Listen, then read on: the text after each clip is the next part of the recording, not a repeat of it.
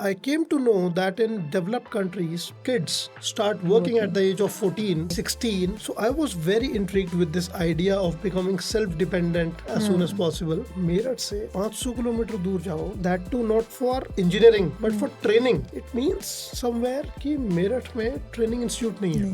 Your mind was always running on that business track. एक बार वो start हुआ. Yeah, it was always running on where the gap is, how I can fill that gap. So I went across 9-10 cities in India and learned a lot what India is about. मेरी एक team थी छोटी सी 7-8 लोगों की. अब मैं उनको साथ लेके कूड़े की पहाड़ी पे पहुंच गया. अब मैं कूड़े की पहाड़ी के अंदर घुसा तो ये 8 लोग मेरे साथ थे, इसमें से 3 रुक गए. फिर मैं और अंदर घुसा और 2 रुक गए. जब मैं बिल्कुल कूड़े के पहाड़ के बीच में था जहाँ नॉर्मल आदमी खड़ा नहीं हो सकता, तो मेरे साथ सिर्फ एक जना रह गया था. Hi everyone, welcome back to another episode of edX Talks. आज मेरे साथ है mister Maninder Singh, the CEO of CEF Group, एक एंटरप्रेन्योर, एनवायरमेंटल लीडर, बहुत ही ज़्यादा सोशल एंड सस्टेनेबल एस्पेक्ट में काम करने वाले. क्या कोई ऐसी पर्टिकुलर इंडस्ट्रीज हैं या कोई डोमेन्स हैं which you feel are very high potential at this time in India और इवन मे बी ग्लोबली, या जहाँ पे इंडिया ग्लोबल सप्लायर बन सकता है या ग्लोबल पावर बन सकता है, जिसमें बहुत स्कोप है और यंगस्टर्स को एक्चुअली उस फील्ड पे ध्यान देना चाहिए जहाँ शायद वो नहीं दे पा रहे हैं? In one word, it is the agriculture field. Okay. Now trust me, we are 69% agriculture country and the most deprived, the most undervalued and the most underpaid are farmers. 4 रुपए किलो का टमाटर किसान से लिया जाता है जो हमारे पास 40 रुपए में पहुंचता है और it's very tough farmers life. See, we are in organic agri inputs business and we are in agri-tech business and I do a lot of work with farmers on the ground level, so I know it's very, very tough, but there is a big opportunity here. Okay, agripreneurship is the word. Okay. If youngsters of today go back to the fields, take 10 एकड़ ज़मीन, 20 एकड़ ज़मीन, which is available very cheap. Make farmers their partners and beneficiaries also, and start खेती of 5 एकड़, 10 एकड़, 20 एकड़ in innovative manner, in natural way, without using chemicals on one side, and make a small clientele on the other side who's ready to pay well for good quality food, which is there, right? Trust me, as an agripreneur, you can grow 5x, 10x faster than you would go in a corporate culture. Okay. All right, the demand is very high, the opportunity is super high. मैं आपको एक बात बताता हूँ छोटी सी. हमारा देश कितना बड़ा है और नीदरलैंड्स कितना छोटा है हमारे देश के सामने. मैं सिर्फ लैंड साइज की बात कर रहा हूँ. Netherland exports more agriculture produced than India. Oh. Okay, food that is grown in our country is almost banned in 52 countries because we grow it with such excessive use of chemicals. इतना उसमें insecticide, pesticide, chemicals, DAP, urea ये सब भर देते हैं कि it is not good for human consumption. और हम सब वही खा रहे हैं. तो अगर आप इस इंडस्ट्री में उतरते हो, एग्रीटेक प्लेटफॉर्म बनाते हो, टिपिकल खेती करते हो, 100 गाय रख के उनका दूध बेचते हो, भैंसे पालते हो, ठीक है, पोल्ट्री फार्मिंग करते हो, it is a never ever going out of shape business. उसकी ज़रूरत हमेशा बढ़नी है, ख़त्म नहीं होनी, और इट्स एसेंशियल, राइट. और you can be a part of the ecosystem way you will have a lot of satisfaction कि मैं अच्छी क्वालिटी का खाना बना रहा हूँ as compare to chemical grown food and giving it to people. And you know, when you are doing it, anything, any business, when you're doing in good quality, वो अपने आप बढ़ेगा. Okay. तो अगर हम अपने नेचुरल रिसोर्सेज को country में प्रॉपरली यूज करें और इसको यूथ के साथ सिंक कर दें, nobody can beat India. I always say one thing कि हम इंडिया में एज अ नेशन एप्पल की फैक्ट्री लगा लें, फ़ोन की या गाड़ियों की फैक्ट्री लगा ले, बहुत सारी जॉब्स क्रिएट होंगी, नो डाउट, बहुत अच्छा होगा हमारे देश के लिए, बट कितनी? The kind of demographic dividend we have, where around more than more than 50% of India's population is around 35 years of age or less than that. तो इतना जो फोर्स निकल रहा है, who needs employment, who needs something to do, तो India को अगर आप देखो how we are poised, agriculture is only place which can give that kind of growth. Yeah, that kind of growth. अभी हो क्या रहा है, you know what? Marisha, I'll tell you one thing. पिछले 10 साल से 12 साल से इनफैक्ट जो सर्विस इंडस्ट्री की ग्रोथ हुई है इंडिया में, वो हर साल 3 से 5% बढ़ी है. So people work in call centers, people work in consultancies, people working here and there, so many places. ये सारे लोग कहाँ से आए हैं? Man power. Let me tell you, ये सारा शिफ्ट इंडिया के एग्रीकल्चर बेस्ड फैमिलीज के अंदर से शहरों में हुआ है. What it means कि किसान का बेटा किसान नहीं बनना चाहता, क्योंकि grass is always greener on the other side. Plus वो देख रहा है कि किसान बन के मेरे फादर का क्या या फैमिली ने कुछ हासिल नहीं किया, तो मैं भी इस रिस्क में नहीं पड़ूंगा. और फादर्स भी कहते हैं जा बेटा शहर नौकरी कर ले, जा बेटा शहर पढ़ ले, जा बेटा. अरे because they are not seeing the value there. या तो पढ़ना एंड किसानी करना, इन दोनों को साथ नहीं देखा जाता. बिल्कुल. तो मैं लॉ पढ़ के सस्टेनेबिलिटी के ऊपर बिजनेसमैन हूँ. People will say oh wow Maninder you did really well, but क्या मैं लॉ करके अच्छा किसान नहीं बन सकता? बन सकता हूँ. बिल्कुल. ठीक है. और क्या मैं एग्रीप्रेन्योर नहीं बन सकता? बन सकता. तो see education as it is, I mean degrees have very less to do with what you actually end up doing. True. Okay, it is only a system that has been built over the years that is being followed. I feel that, right? But जो real time काम है, ठीक है, वो हमारी आंखों के सामने है, और जो हमारी आंखों के सामने है हम वो नहीं देखते. And the best part is कि ये tier 2, tier 3 cities में और भी ज़्यादा easily किया जा सकता है. एक बात देखो कि आदमी tier 2, tier 3 से दिल्ली आता है, ठीक है, गुड़गांव आता है, यहाँ पे स्ट्रगल करता है 10 साल 15 साल, फिर रिटायर होकर वापस जाता है. ऑलराइट, वो अपना पूरा टाइम में निकालता है. और अभी क्या है, see earlier the world Marisha was round, you could not see what's happening on the other side. Right. Now it is not round, now it is flat. Now you pick up your phone, you have the world there. Everything, you have the whole entire world there. All right. तो जब world ही flat है, तो आधे time तो सब उसी में घुसे हुए हैं मोबाइल के अंदर. तो मोबाइल के अंदर आप गुड़गांव में बैठ के घुसो या फिर किसी गांव में बैठ के घुसो, what difference will it make? Internet is everywhere. Alright, so that is one area which needs real attention, and young entrepreneurs, young kids should look at agri economy or agripreneurship very very nicely, and a lot can be done there. Okay. And second, what I feel, sustainability comes with a lot of swag. Okay, that I am a sustainability champion, I can do this, I can do that, I'm converting this to this. But it needs a lot of learning and working at ground to be able to do that. Lot of risk is there. I'm not discouraging anyone, but मैं ये बोल रहा हूँ कि जो भी sustainability में आना चाहता है वो इसलिए ना आए कि एक ट्रेंड है. ओके, वो सस्टेनेबिलिटी में आना चाहता है, वो पहले उसके अंदर घुसे, उसको एक्सपीरियंस करे, उस लेवल का डिफरेंस वो कर सकता है कि नहीं वो देखे, और तब उसके अंदर आए. राइट, तो कूड़े का काम करना है तो पहले कूड़े के अंदर घुसना पड़ेगा. All right. So sustainability is there in everything that we do. 15 तरीके का मटेरियल किसी भी शहर में आपको ट्रीट करना है. जैसे म्युनिसिपल सॉलिड वेस्ट जो होता है, उसके अंदर ऑर्गेनिक वेस्ट होता है, food waste. You need to treat it, make something out of it, process it. जैसे इनऑर्गेनिक वेस्ट होता है, उसको बोलते हैं textile waste, glass, paper, cardboard, जूते, all this things put together is inorganic waste. उसको आपको रिसाइकल करना है. ओके. प्लास्टिक वेस्ट बहुत सारा निकलता है, आप उससे ऑयल बना सकते हो. प्लास्टिक से डीजल बनता है. ओके. प्लास्टिक जो एक किस्म का होता है LDP, उससे पाइप्स बनते हैं. ओके. कुकिंग ऑयल जो हमारे घरों में यूज होता है, वो सारा ऑयल अभी हम पकोड़े तल के और नालियों में फेंक देते हैं. वो सब हमारी सारा सॉइल और सारी ड्रेन सबको खराब करता है. वो कुकिंग ऑयल जो है उसकी बहुत वैल्यू है, उसको एग्रीगेट करके उससे डीजल बनता है। ओके।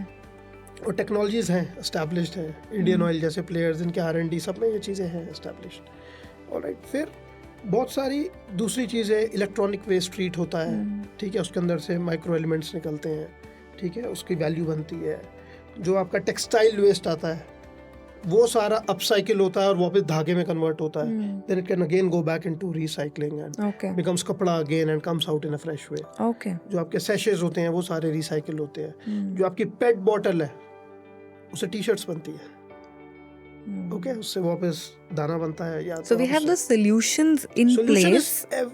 हर चीज का सोल्यूशन है, but mass execution नहीं हो पा रहा है। हाँ, एग्जीक्यूशन एक्चुअली क्या है, you use the word mass, कभी भी एग्जीक्यूशन मास नहीं होगा to start with, it will always start small somewhere. And मैं तो ये बोलता हूँ कि जैसे आप स्टूडेंट्स हैं कॉलेज में आप पढ़ रहे हो, अगर आप साथ में कमाई कर रहे हो, जॉब कर रहे हो, well and good, every student should be working. तो आप अगर दिन के 4-5 घंटे किसी काम को देते हो तो आप ग्रुप बनाओ, ठीक है, जो बनाना है, ऐप बनानी है, वेबसाइट बनानी है, now everybody knows how to do it and over it AI has further solved the purpose, alright. तो आप उसको यूज करके अपनी कम्युनिटी में छोटा डिफरेंस करना शुरू करो। मैं आपको एक बात बताता हूँ, I work in sustainability domain. मेरा सपना है कि मैं भारत को एक डेवलप्ड नेशन की तरह, साफ देश की तरह देखना चाहता हूँ।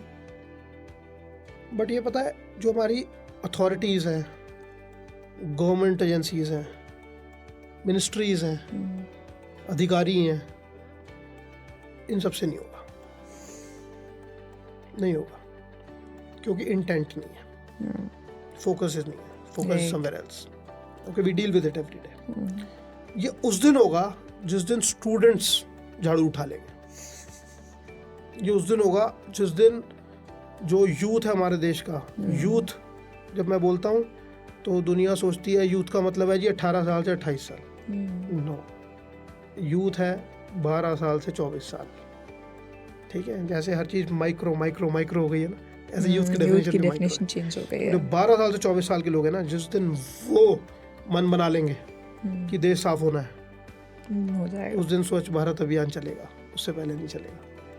Of course. And also that's the largest segment we have right now in India. Yeah. And then young energy, fresh ideas. Yes. सबसे ज़्यादा collaboration possible अगर वो करना चाहे उनमें तो definitely that's a thought provoking thing I'd say. या आप इंडिया जैसी कंट्री में खाली सोशल मीडिया वॉरियर मत बनो please, that is utter waste of your youth, ठीक है। सोशल मीडिया के अपने हैं बेनिफिट्स ये वो, बट हिंदुस्तान जैसी कंट्री में आपको एक हाइब्रिड सक्सेस स्ट्रक्चर बनाना ही बनाना है। आपको online plus offline ground work करना है। तो अगर आपका मॉडल हाइब्रिड मॉडल है, offline plus online, you can do wonders. अकेला ऑफलाइन भी नहीं चलता, अकेला ऑनलाइन भी नहीं चलता। Right, you were one of the youngest chairman of ASSOCHAM, जो कि हमारा नेशनल लेवल पे चैम्बर ऑफ कॉमर्स है, and you have written books also, you have more than 80 awards, a lot of achievements there. अगर आप थोड़ा सा इनके बारे में बता सकते हैं, वो एक्सपीरियंस आपका कैसा था, एंड अगर अगेन यहाँ पे कोई पर्टिकुलर माइंडसेट था आपका जब आप इस चेयरमैन पोजीशन पे थे, या जब आप ये बुक लिख रहे थे कि मैंने इस एम के साथ ये चीज़ की है। See, like I told you that I was always in education business early on in my life, and I used to see and feel the peer pressures on the students, the way they were making their decisions, studying something which they don't really want to, being at a place where they really want to. Right. So वो 3 Idiots वाली stories, right? So that really inspired me, all those my real life experiences, to figure out कि हमारे देश में problem क्या है, कि ये जो एक पूरा विशियस सर्कल बना हुआ है, children and parents not coming to the same page, why is it there and how can it be broken, right? So at that point of time when I was 26, I had written this book called Brentwood's comprehensive career guide. इस book में मैंने 131 career options के बारे में लिखा, okay. और इसमें इस तरीके से लिखा कि हर करियर ऑप्शन का डिस्क्रिप्शन, उसमें कौन से कॉलेजेस अच्छे हैं, उसमें पर्सनालिटी ट्रेट्स क्या होने चाहिए आपके to be in that profession. For example, let's say some student comes up to you and says I want to be a civil engineer, but धूप में खड़ा होने में उसकी जान निकल रही है. राइट. या कोई आगे बोले oh I will be a great doctor one day, बस ब्लड हाथ में रहती है वो बेहोश हो रहा है. तो you know your personality traits do not match. Right. So that is very important. And secondly, we have a bimari in our country, which I would like to put forward through your podcast. होता क्या है, जो हमारा सारा youth है ना, children school में होते हैं, तो हमारे दिमाग में होता है कि यार पेरेंट्स ने फीस भरनी है, हमने पढ़ना है. फिर हम स्कूल के बाद फर्स्ट ईयर कॉलेज ये वहाँ जाना है वहाँ जाना है, तब भी हमारे दिमाग में ये होता है कि पेरेंट्स ने फीस भरनी है, हमने पढ़ना है. फिर ग्रेजुएशन हो जाती है, फिर मास्टर्स आती है, तब भी हमारे दिमाग में यही होता है 99% इंडिया के कि पेरेंट्स ने फीस भरनी है और हमने पढ़ना है. Forget that. शादी होती है और उसमें भी हम यही एक्सपेक्ट करते हैं कि हमारे माँ बाप हमारे शादी का खर्चा उठाएंगे, हमने बैठना है, एंजॉय करना है. ये कैसा माइंडसेट है? By the time we are 28, 26, 30, 32, मेरे पेरेंट्स एक्सपेंस कर रहे हैं, तो सारा एक्सपेंस हमारे पेरेंट्स कर रहे हैं. एंड कर रहे हैं इज वन थिंग, हमारे दिमाग में भी नहीं है कि हमें खुद करना है. बिल्कुल. we have to be self dependent. And then suddenly you can't take up all the responsibility. 15 साल से 30 साल की उम्र तो एक स्टूडेंट की, एक बच्चे की अपने आप को फुल्ली एक्सपोज करने की है कि मैं जान लगा दूं, रोज 16 घंटे काम करूं, अपना करियर बनाऊं, वैल्यू ऐड करूं, इकोनॉमिक डेवलपमेंट करूं, सेल्फ डिपेंडेंट हूं, एक्सपोजर लूं, नॉलेज लूं. You're at the peak of your potential. That's the peak of your mental and physical potential that can grow and exploit. Right. And what we are doing during that time? Padhai. Oh, my parents are there. You know, a lot of success stories when you see coming out from tier 3, tier 2, tier 4 places are coming from places, children who don't have that support. Right. If I give you an example, abhi recently cricket mein you seen Yashasvi Jaiswal. That guy came from slums. Right. And today he is playing for India, opening for India. What a pride. So, is our youth so handicapped कि जब तक ऐसी situation नहीं होगी तो हम out of the way जाके मेहनत नहीं करेंगे? बिल्कुल. या फिर हमारा education system is totally collapsed कि हम बच्चों को दिमाग में ये नहीं डाल पाते कि यार पढ़ाई के साथ साथ भाई मैं काम करूँ ना, कम से कम अपनी फीस भरूँ, अपनी मास्टर्स, अपने कपड़े, अपना मोबाइल फोन स्पॉन्सर करूँ, एनीथिंग. राइट. और मैं अपने पेरेंट्स को दूँ rather than taking it. अगर कोई बच्चा वो आउट ऑफ द वे जाके करना भी चाहता ना, अभी तक वो कल्चर है कि उसे डिस्करेज कर दिया जाएगा, नहीं तुम बैठ के पढ़ो, हम बैठे कमाने के लिए. Teachers will also be like you study. I don't agree with you fully here. ठीक है, अगर कोई करना चाहेगा, देखो आप लाइफ में बरिशा कुछ भी करना चाहो, discouragement will come from multiple ends. Right. हमेशा आएगी. 2 आदमी होंगे 10 में से जो आपको बोलेंगे कुछ कर, और 8 होंगे जो बोलेंगे कुछ मत कर. आपके अपने घर के अंदर भी. Alright, that can be even your mother. Alright. जिसने करना है उसको सिर्फ दिखाई देनी चाहिए मछली की आंख. उसको सिर्फ दिखाई देना चाहिए कि मेरा टारगेट, मेरा ऑब्जेक्टिव क्या है, कि मुझे क्या अचीव करना है. क्योंकि जब मैं अचीव करूंगा तो यही 8 लोग बोलेंगे हमने मना किया था मगर तूने कर दिया. ऑलराइट. तो that is always going to be there. Okay. So we have to always beat the odds and face 20,000 problems and obstructions to be able to achieve something. It will always be the case. Got it. Alright, ये workplace पे भी होगा, ये हर जगह होगा आपके साथ. Okay, so you have to be ready for that. So, you know, this trend of students getting into earning while they are learning should actually begin at the age of 14, 13, like that.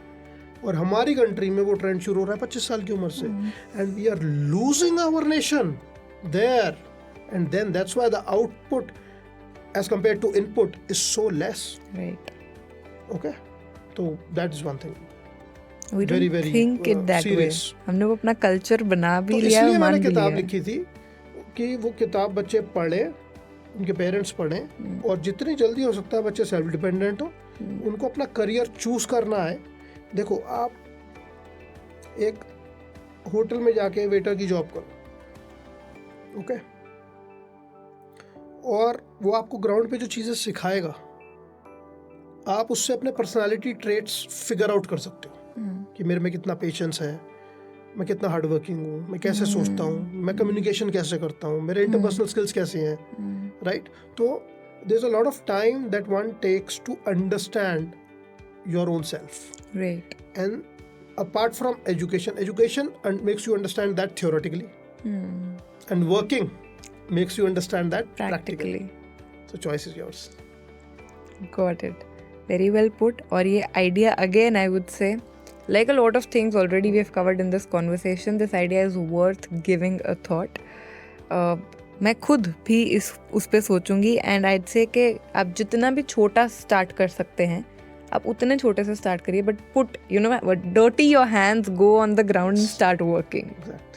Exactly.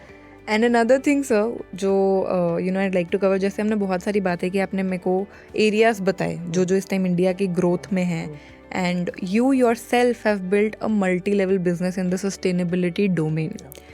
If you can explain a bit about sustainability, how that runs in the business, because अभी भी बहुत सारे लोग हैं जिन्हें वो idea completely नहीं समझ आता है। Don't know कि कोई काम कैसे शुरू किया जाता है। हाँ, right. They also don't know कि कहाँ से स्टार्ट करें, कैसे स्टार्ट करें, कैसे बिल्ड करें, और क्या सस्टेनेबिलिटी एक्चुअली में हर चीज में आ सकती है।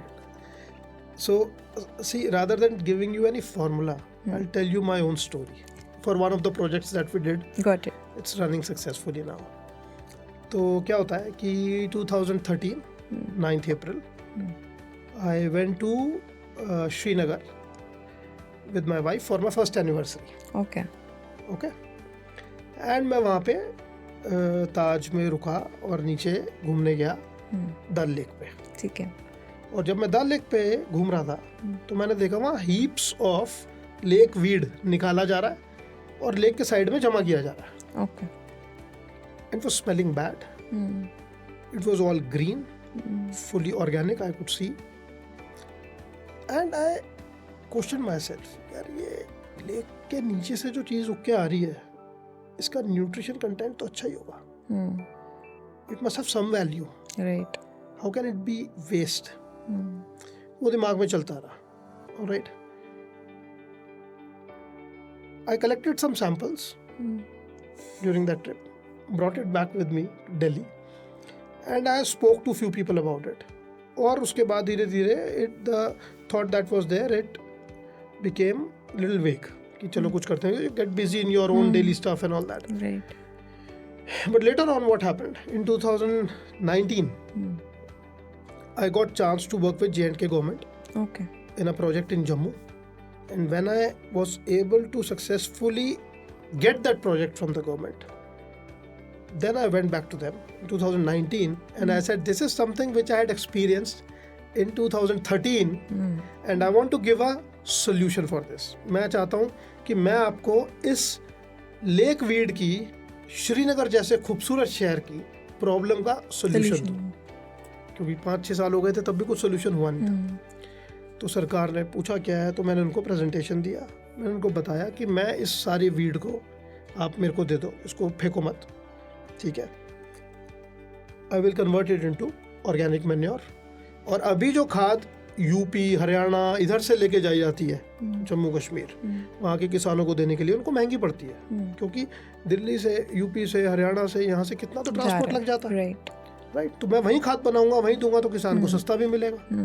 तो department liked the idea, they supported, and we could finally get that project in 2019 end. Okay. On paper, and then finally we started working on it. फिर कोविड आ गया, उसके दौरान थोड़ा थोड़ा काम किया, but finally फिर हमें लैंड एलोकेट हुई, हमने वहाँ पे प्लांट लगाया, ठीक है, सारे एक्सपर्ट्स हायर किए, मशीनरी लाए, and this was happening for the first time in India. Okay. तो किसी ने भी लेक वीड को कभी ट्रीट नहीं किया था, तो हमने वो किया. और फाइनली 2022 में एक्टिव कंस्ट्रक्शन स्टार्ट करके 2024 में the plant was completed Okay. and it was inaugurated online by Prime Minister Modi. Oh wow. And we are able to convert वहाँ पे 50-60 हज़ार टन लेकवीड जो है उससे हम खाद बना रहे हैं, क्या किसानों को दे रहे हैं, और ये ऑर्गेनिक खाद है. तो we are replacing chemical fertilizers. Right. हम वहाँ सस्ती खाद किसानों को दे पा रहे हैं और ओवरऑल ये पूरा बिजनेस क्रिएट हो गया. अब ये चीज़ जब कुछ मीडिया ने कवर किया और हमें काफ़ी उसमें ग्लोरी भी मिली टू डू दिस, तो now we have offers from across the country कि आंध्र प्रदेश में ये लेके उसको करो, असम में ये लेके उसको करो, तमिलनाडु में ये लेके उसको उन्होंने करो. पायलट देख लिया. पायलट देख लिया. There is proof in the pudding and now that business is growing on the other side. So that is how projects get developed.